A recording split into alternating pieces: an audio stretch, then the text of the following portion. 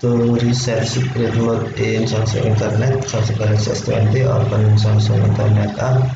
If we use default theme, we can open from home screen, tap Samsung Internet app icon, or from app screen, swipe up to the home screen to access the app screen, and then Samsung folder,